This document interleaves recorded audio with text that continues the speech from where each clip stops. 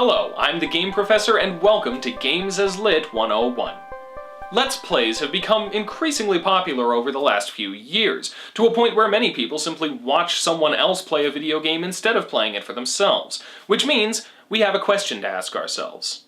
Is watching a video game being played an adequate stand-in for actually experiencing the story firsthand? On a basic level, the answer would seem to be yes. Very few games right now are telling their story primarily through use of the game mechanics, so as long as you can watch cutscenes and hear dialogue, you should be able to understand the story of a game perfectly fine without actually playing it for yourself. But is that really the same? I mean, obviously, watching isn't the same as playing when it comes to gameplay. You can gauge your general interest in a game by watching it be played, but it would be kind of ridiculous to say that you had experienced gameplay of a game when, in fact, all you've actually done was watch someone else play it. But story is a little more of a complex matter. So let's look at the major methods of communicating a narrative in video games. The most obvious is the visuals. Video games are a visual medium, and the stories are communicated largely, if not primarily, visually. Then we have audio as well. Sure, you can play a game with the sound turned off, but sound effects, music, and dialogue are a major element in establishing atmosphere and moving the story along. And finally, interactivity. As I'm sure you're all tired of hearing me say, this is the unique artistic element of this medium, a method of artistic communication that no other medium has so effectively integrated. There are other elements of this medium that affect storytelling, but these three broad categories are the most important to recognize, and they give us enough of a framework for the sake of this discussion. So now we need to determine the importance of each of them. Obviously, good stories can be told without any given one of these elements. Many art forms even operate with only one, like comics or audio dramas. But excluding very few exceptions, video games tend to operate with some level of all three of them. So, which are most important, and are any of them expendable? Well, I think it's pretty clear that video is pretty important to video games. I mean, there are some genres of video games that get by just fine, more or less without visuals, like text adventures for instance, but generally speaking, video games tend to include visuals as an important part of them, and when that's the case, you can't really play the game without seeing it. I mean, just try beating a game with your eyes closed. Good luck. Audio isn't as vital on a very basic level, but I think we can all agree it plays quite an important role. Remember, we're not talking about the basic necessities of playing a game, we're talking about a proper experience of it. And many games use audio as a major element of that experience, even if, it's not strictly necessary to hear a game to play it. Aerith's theme was a major element of Final Fantasy VII's emotional impact. The sound of bullets whizzing by you is vital to the atmosphere and immersion of most shooters like Call of Duty. The increased emphasis on voice acting in this medium means character performances are increasingly important to the narrative delivery of a game. So while audio isn't strictly necessary to play a game, I think it's perfectly reasonable to say that it's important, if not vital, to the proper experience of one. Which leaves interactivity, which I think, at least in relation to storytelling, tends to get a bit overlooked. Often, when I bring up an excellent game to a friend who hasn't played it, I get the response that they don't have the console, or don't have the time, or don't have the money, but they watched a Let's Play so they know all about it. I'm usually a little more frustrated at this answer than I let on. At the moment, interactivity is not the most vital element of video game storytelling. It's just not. Most video games use cutscenes and in-game dialogue in such a way that so long as you can hear and see the game, you'll be able to understand the story just fine. You don't need to play a video game to understand the story. But some games go even further, of course, by allowing the player to make choices that alter the course of the narrative. And in any game worth its salt, these choices won't just be arbitrary either. They'll make the player think through difficult situations. They'll challenge their morals, their self-control, their beliefs in ways that can inspire introspection on a potentially life-changing level.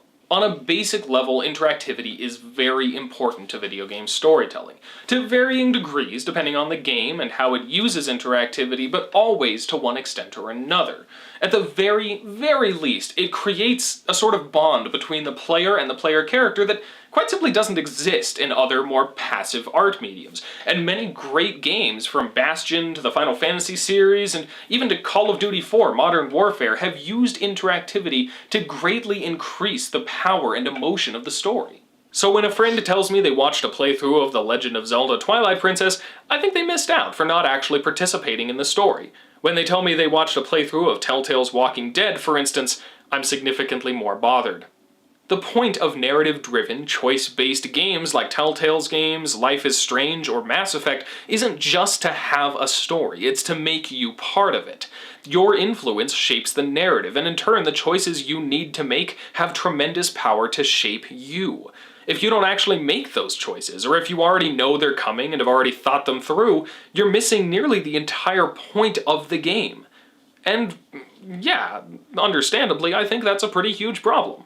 But that's not to say that choice-based games are the only kinds of games that you should be experiencing for yourself. I've talked a whole lot on this show about the concept of minor narrative interactivity, the idea that video games can use interactive storytelling techniques, even in a linear fashion, to make the game significantly more compelling and emotionally powerful. The simple fact of the matter is that if you're not actually playing a game for yourself, even the most linear of games, your experience is incomplete. Let's think of this in another medium. Let's take film. If you decided to record the audio from a movie and listen to it instead of watching it, would you then say you'd seen the movie? You'd get the story just fine, but you wouldn't have seen the facial expressions. You would have missed the subtle cinematography and acting cues through which much of a movie's story is told. So much of a film's story is told through visuals that you could certainly understand a movie just by listening to it, but in no way could you claim it's as powerful an experience as actually watching it. It doesn't just change it and turn it into a different experience, it cripples it. But there's another, less tangible, but arguably even more important issue at work here. Video games are still in a long process of coming into their own as an art form. It would be wrong to say they haven't already accomplished great things in this regard, but there is still a long ways to go. And the most important and probably the most difficult part of this process is discovering the true potential of this medium's unique method of expression, which is, of course, interactivity. As much as this show embraces a narratological approach toward video games, that's not at the expense of this medium's uniqueness and strengths. The idea here is to study video games as a narrative art form, and how it tells its stories in ways both similar and dissimilar to existing forms of artistic expression. And we do this medium a serious disservice by ignoring interactivity. To say that you don't need to actually play a video game, that watching the cutscenes and listening to the dialogue is all you need to truly experience this interactive art form, is to say that interactivity doesn't actually matter.